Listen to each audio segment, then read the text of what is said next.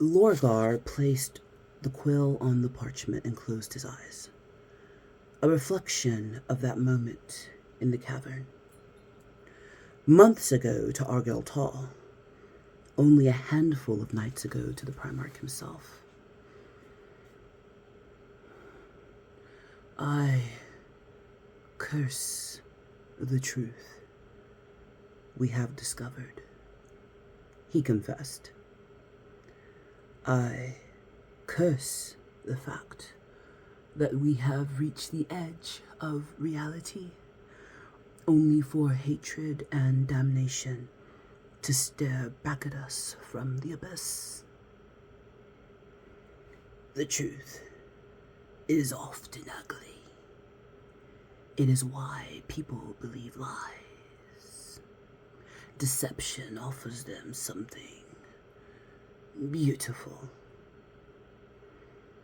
The creature that was and wasn't Argel Tall continued its recitation. Hey friends, it's me, the Ebony Otaku, the well-rounded nerd. And yeah, I know I've worn this dress in like 5 videos. It's fine. It's very Christmassy. I love it. I look great in it. And you know what? Might wear it the whole week after Christmas too. When you find a good outfit, roll with it. Right. As you can see, things behind me are changing up just a little bit. I have reorganized my office space and it is looking really, really good. I'm super happy with it because now like over here, like where you see that pillow, that's like a chair that's up against one of my manga walls. So it makes a really good backdrop. So I can do different types of edited videos in 2024 where I can have like stuff here and have a clean background behind me. Like I know this looks great, but it doesn't work for like putting stuff up and like, you know, keeping it clean and whatnot, because I want to do other types of videos that appeal to more folks, but always stuff that I like. I am a well-rounded nerd. I like lots of things, but I don't want to make videos about stuff that would bore me, because if I'm bored, you'll be bored, and then there's no point in both of us being bored. But 'tis the week of Christmas, that week in between Christmas and New Year's, and it is time to wrap up our little tale with Lorgar for the holiday season. Because remember, the front of the book is red and green, which makes it a Christmas story. But no, seriously, so one of the reasons I chose to go with Lorgar and the First Heretic is it really is a good reflection of the impact of belief amongst humans. Even though the Primarchs are demigods, they are just one step below the Emperor or mankind. Man is the key word there. They're still human.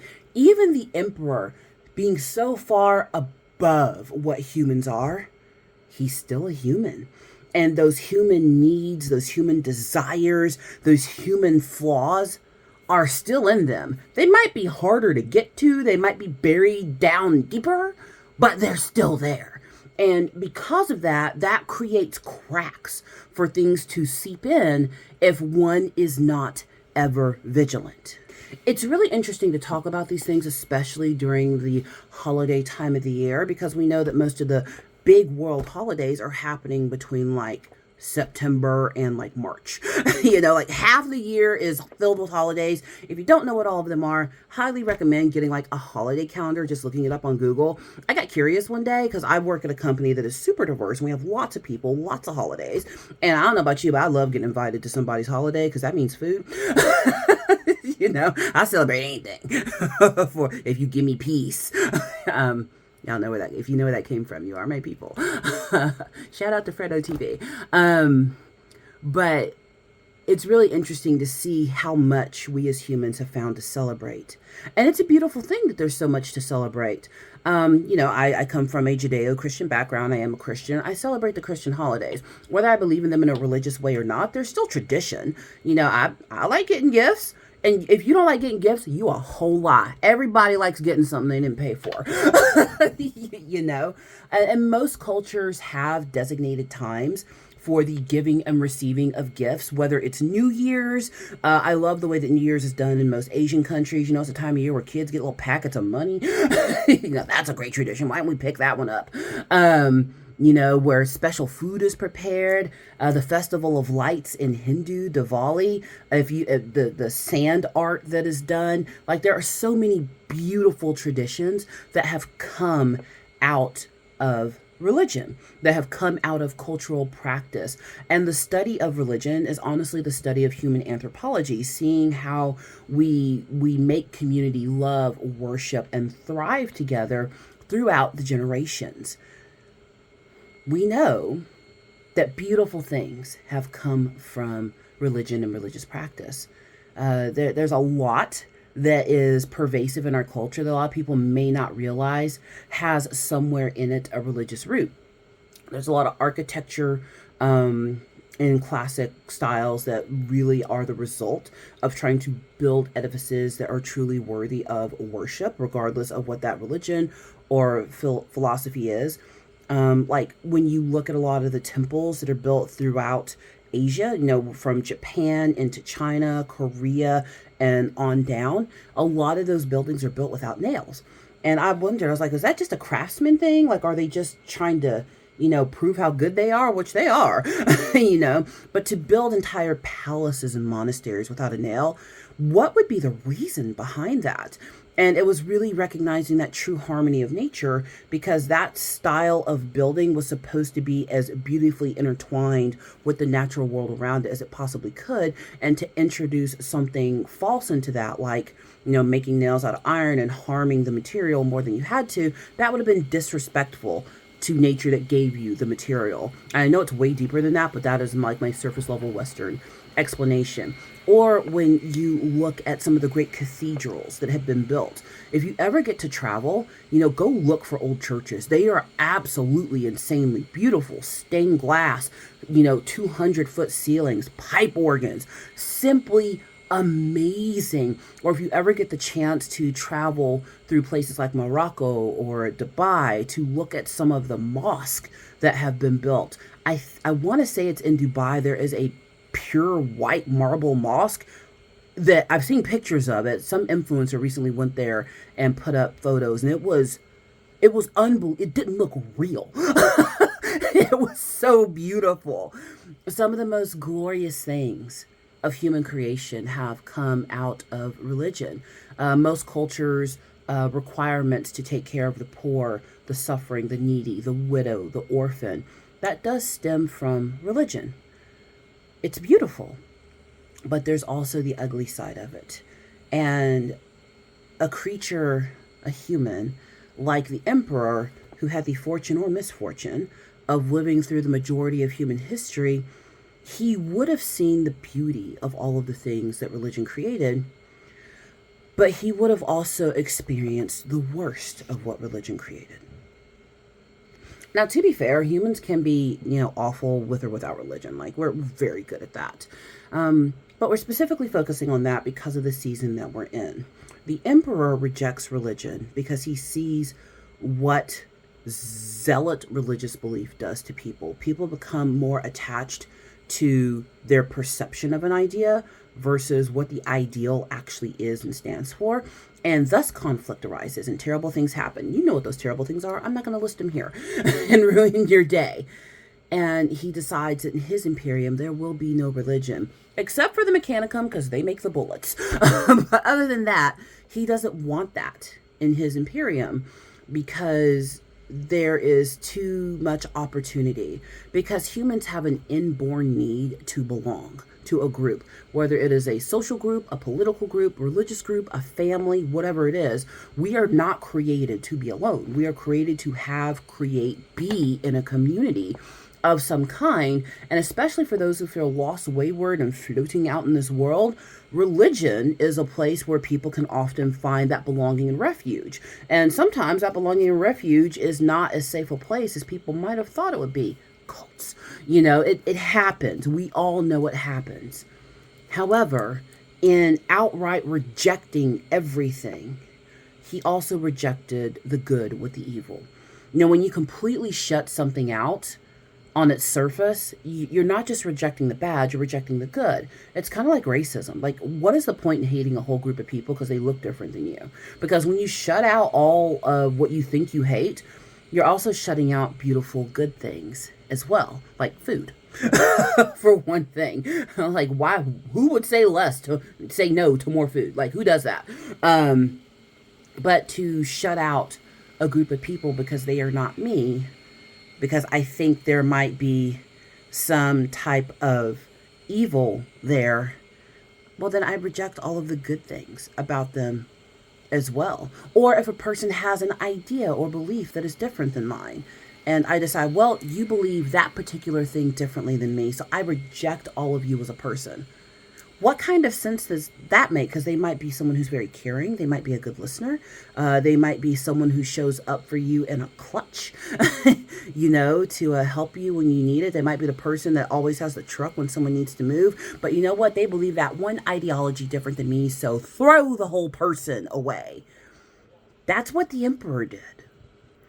And Lorgar, having been raised amongst a human culture that was very religious, he yearns for that belonging that comes from deeper understanding of his place in the world, in the universe. And when his father, who in his eyes is also the God Emperor, descends from the heavens, he thinks that is just an answer to prayer. All of this worship, all of this adoration, all these feelings that we have, they matter, they mean something. There is the God that I was worshiping. He is here. And then that God rejects him. Lorgar and his Marines, who are religious devotees, they seek out a place for their worship, and they find it in the chaos gods. And there's the danger. And this is something that I think a lot of modern congregations could take note of, is that when we reject people because they don't think, feel, do, be the way we think they should, because somehow I've got it all figured out. Did you hear my sarcasm? Nobody has it figured out.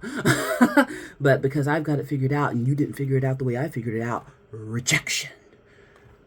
Well, people who are sent away from one group, they will find somewhere else to belong. And then we end up becoming a snake eating its own tail. The problem that we were trying to avoid by trying to impose a certain set of rules and beliefs on people. Teenager's gonna teenager, right?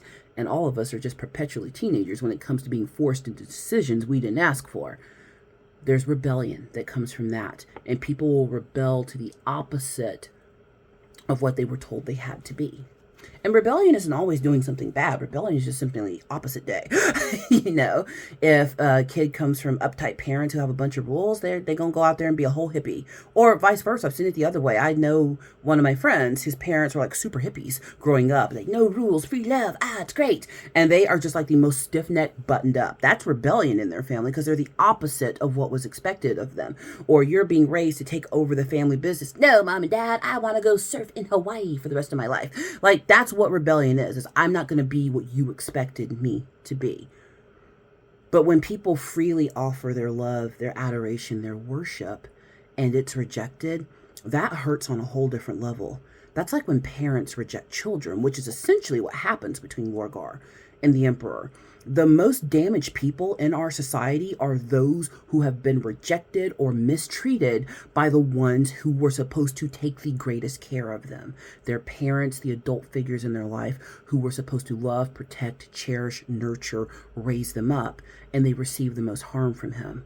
Lorgar is utterly devoted to the Emperor and the Imperium of Man, and the Emperor rejected him. And he went elsewhere to seek that fulfillment, and chaos welcomes him with open arms. In our last reading, we see that this ritual to really step into chaos is happening on Lorgar's flagship, and he's doing it out of spite to the Emperor. And this conversation that is flowing in this chapter between Argyll Tall and Lorgar is very telling. As the events unfold, we're also getting a glimpse into the future where they are looking back on the day that they fully gave themselves into chaos. What they thought they were stepping into and what they really stepped into were completely different. And that's how it happens. People run from what they think oppresses them or mistreats them, and they think they're running into something better, more powerful or whatever. And then they get in there and realize, I have bitten off way more than I can chew, but I'm in too deep now and I can't get out. Lorgar is in too deep with chaos. He's gone too far. And it's such a beautiful line that he says, I curse the fact that we have reached the edge of reality only for hatred and damnation to stare back at us from the abyss. The truth is often ugly. It's why people believe lies. Deception offers them something beautiful. We as humans, we will believe what makes us feel good, whether it is good for us or not, because it's a survival instinct. You don't touch the hot stove. It's hot for a reason, because that is what keeps you from touching it. Is it being hot? Fire hot, don't touch, you know? But to run arms wide open into danger, into harm, because it is simply not what you came from, that is another level of self-destruction and danger. We see people do it all the time. My parents rejected me, but this gang accepted me. My family thinks I'm a black sheep. I'm going to prove to them what kind of black sheep I can be. And now an intervention is needed.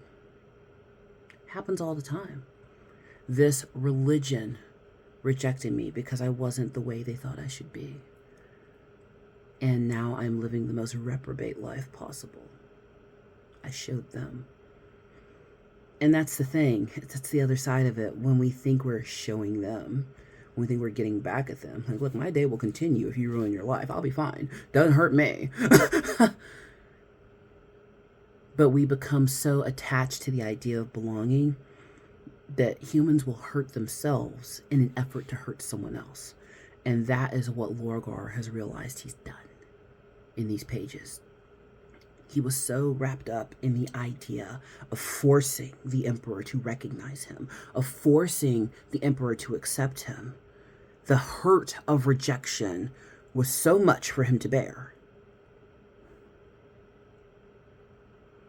that he ran into the most dangerous situation possible. He has uncovered the truth of what really lies in the Star Maelstrom, in the Eye of Terror. But it's too late now. He offered himself to chaos, and chaos accepted. And there is no going back. There is no redemption at this point. He chose to believe a lie. I'm not saying the Emperor was right. That's a debate for another day. But what the Emperor did has consequences. When we reject people, when we mistreat people, when we are glib with our words, when we are not considerate of others, there are consequences. Whether we think we're right or not, the Emperor believed himself to be right. He's the Emperor of all mankind. He makes the rules. He is the rules. But he was still human. And humans must acknowledge that we might not always be right. Perhaps there is another angle, another point of view, another mystery to unravel. I must stay curious about this world around me, because it is my curiosity that drives me to want to connect with my fellow humans rather than push them away. The Emperor sealed his own fate in outright rejecting all religion, except the Mechanicum, because they make the tanks. He sealed his own fate. He fulfilled his own prophecy. That which he sought to avoid, he caused to happen. And Lorgar, as a tantrum-throwing teenager trying to get back at his dad, got himself so deep in the mess that honestly only God could extricate him. The Primarch opened his eyes and looked upon the face of the future.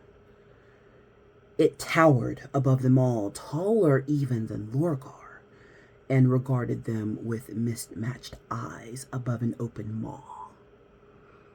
The Cadian worshippers were so silent, so still, that the word-bearers were no longer sure any other beings remained alive in the cavern.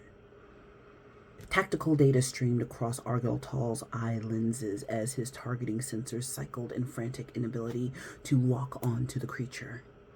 Each attempted lock drew an invalid response. where his retinal view would always display analysis of enemies' armor and anatomy, a Colchizian rune now blinked. Unknown, unknown, unknown, across his eyes. Zaphon voiced the same problem. I can't lock onto it. It's not there. Oh, I am here.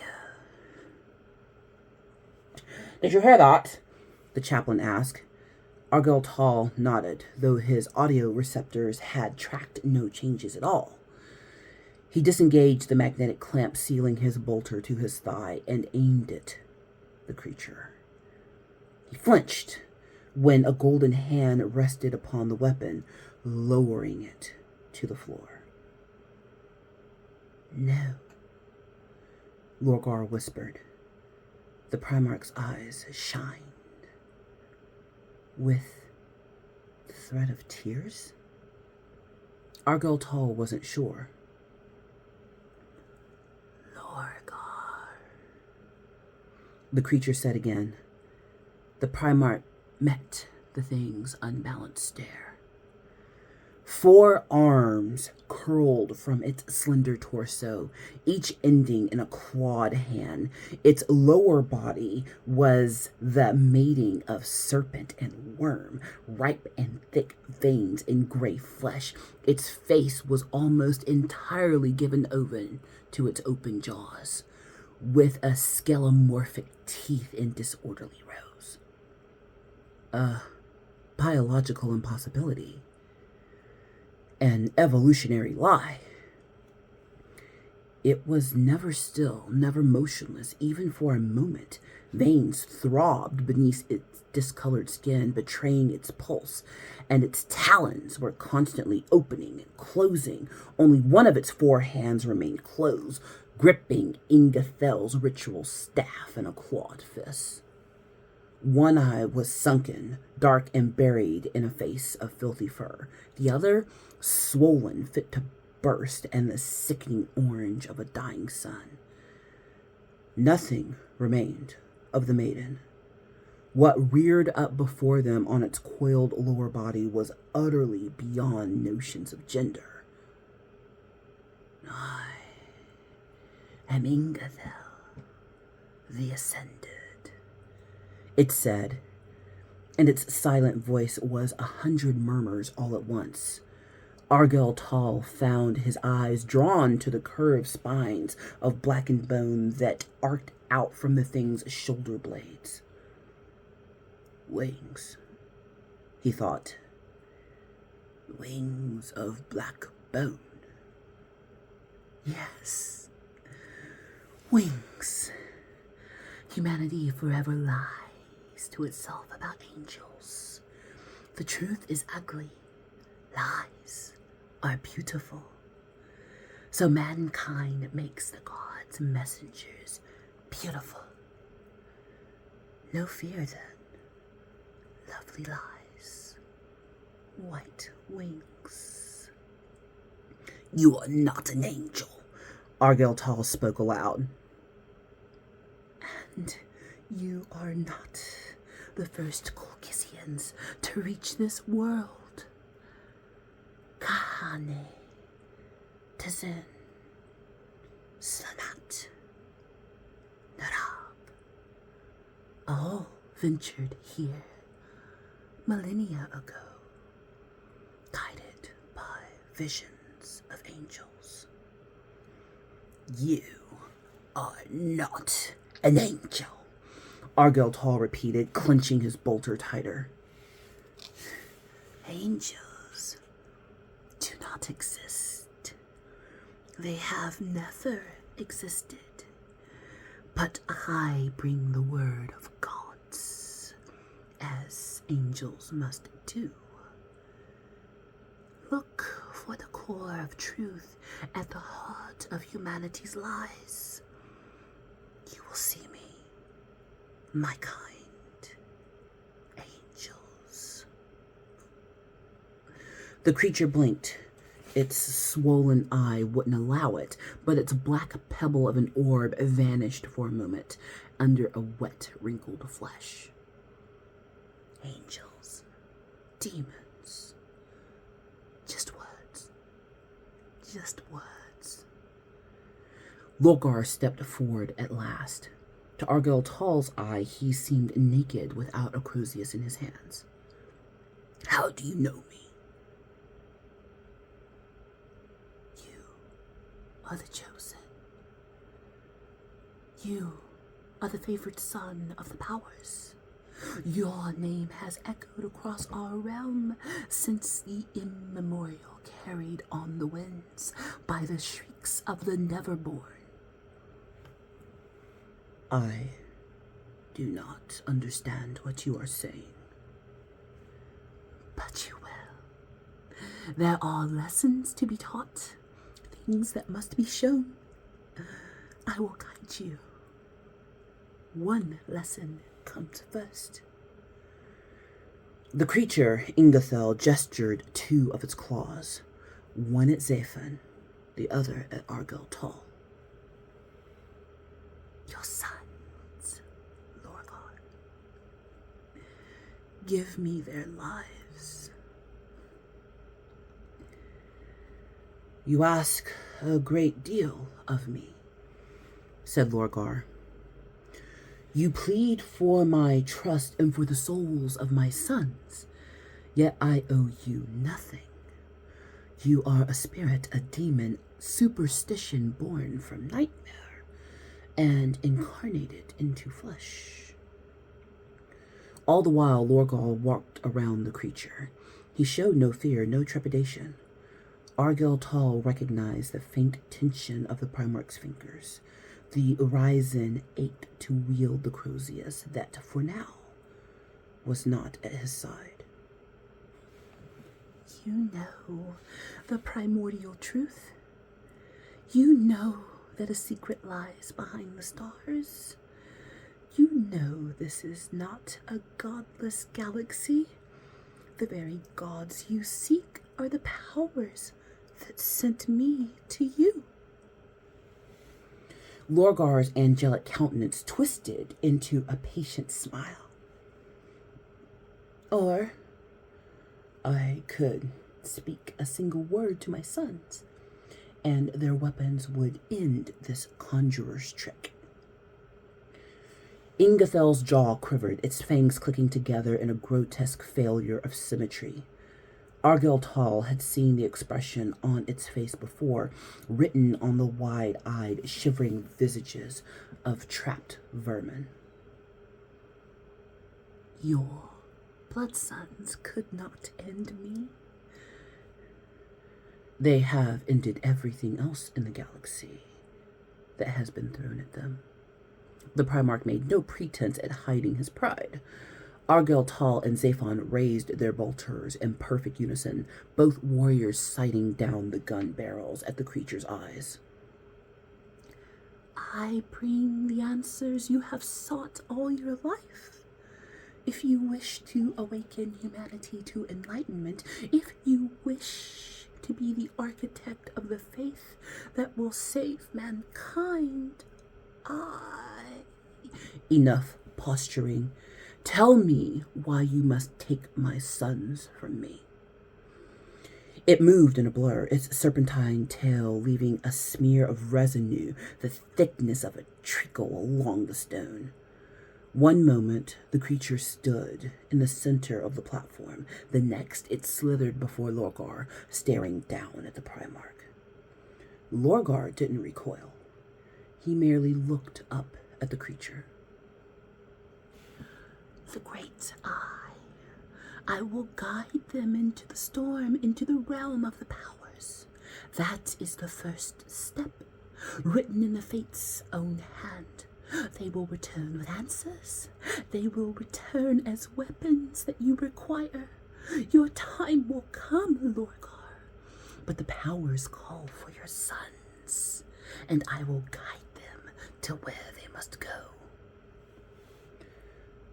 I would not sacrifice them for answers. Ingethel's jaw clicked as it trembled. Its laughter was a little more than verminous chittering. Do you believe that? Nothing matters more to you than the truth. The powers know their son's heart. They know what you will do before it is done. If you desire enlightenment, you will take this first step. If I agree to this, will you harm them? Ingethel turned its bestial head to the side, watching the two warriors with its inhuman eye. Yes. The decision was not to be made lightly. As he was wont to do, the Primarch retreated into seclusion, away from the distractions of fleet management, away from the menial responsibilities that came with soldiering, and remained in the caverns beneath Cadia's surface. Argyll Tall and Zaphon returned to their Thunderhawk at the modest landing site, finding they had much to say to one another and little will to speak it. While the chaplain voxed a scant, vague update to the ships in orbit, Argyll Tall took the task of appraising Aquilon of the situation over a secure vox channel. Almost an hour later, the captain descended the gang ramp, standing once more on the desolate plains, watching the sky with its shroud of rippling violet. Incarnadine, ever the silent watchman, stood as an imposing sentinel nearby. Argyll Tall saluted, but the robot made no response. Next to the automaton, Z-Nu-73 emitted a blurt of irritated machine code. Something in his data readings apparently vexed him. At that point in time, the word-bearer couldn't have cared less. When Zaphon joined him at last, Argyll Tall had time in meeting his brother's eyes. He placed his armored boot on one of the swollen 12-legged beetles that scurried over the wasteland, killing it with a moist, crackling crunch. What lies did you weave for the eyes of the Emperor? Asked the chaplain. A long and detailed tale that tasted foul, even to speak. Acadian sect attacked us out of bitterness, and then was lost with Deomus, Sarquel, and Ricus. Did they die like heroes? Oh, undoubtedly songs will be sung and legends forever told of their most noble ends. He spat acid onto the ground. Zaphon gave a mirthless snort, and they fell silent. The two Astartes watched the stained sky, neither wishing to be the first to broach the subject. Ultimately, it was Argyll Tall that ventured first. We've split the Legion and sailed away into the galaxy's edges, only to find this. The old ways of Colchis were right. Demons, blood sacrifice, spirits made flesh, all of it real. Now Aurelian lingers in the darkness, sharing words with that creature, deciding whether to sell our souls for even uglier answers. If this is enlightenment, brother, perhaps ignorance is bliss. Zaphon turned from the burning sky. We have defied the Emperor to find these truths, defied the spirit of his decrees, even if we obeyed the letter of the law. Now a custodian lies dead, and Imperial blades have shed Imperial blood. There can be no going back from this. You know what the Primarch will decide. Argyle Tal thought back to Vendatha's words. The choice you offer is no choice at all. It will break his heart to do it, the captain said. But he will send us into the eye. And so Lorgar did.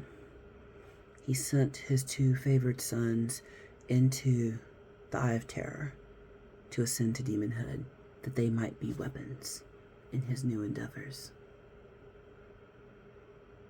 The writing in the Black Library, our Warhammer novels, is truly mesmerizing. They do such a good job of connecting reality in a fictional universe, because these are the things that humans think about and go through all the time. What am I willing to give up or sacrifice? Who am I willing to give up and sacrifice in order to attain the end that I find so attractive? Only to find out that that thing we desired so much is the very thing that would destroy us. Even as a person who themselves is religious, I can respect the Emperor's position. As the longest lived human, he saw many things. He saw what wayward religious zealotry did to people. He saw the destruction. He saw the mistreatment of others. He saw war, famine, desolation, and a myriad other things that I shall not mention here and ruin your day. But he also neglected to remember the beauty. To reject something outright because one finds it distasteful. To reject what we hate is also to reject what we love. And Lorgar, being ever the dutiful son, does the exact same thing his father does. In being rejected by the Emperor, he rejects the Emperor and turns himself into the most abominable of creatures. And he does to his sons what the Emperor did to him, and sacrifices them for his own gain. I love a well-written book that makes you think. Good fiction should make you think. If you don't read a book like this and go, at the end, it wasn't written right. If you don't read a book like this and feel conflicted and mad at the end, you weren't reading it right. That's what it's supposed to do. And that's why I chose to read it at the holidays. Because we should think more deeply about those things that we say we love, that say matter to us. Because ultimately, what matters most are the relationships that we have. And if what we think we want to be a part of would force us to sacrifice the people that we call dear to us, well, then maybe we should rethink what we're attached to. I hope you enjoyed that. We'll probably revisit him again at Halloween, because there's some stuff in this book that I'm not going to read right now. But please like, comment, and subscribe, and I will see you in the next one.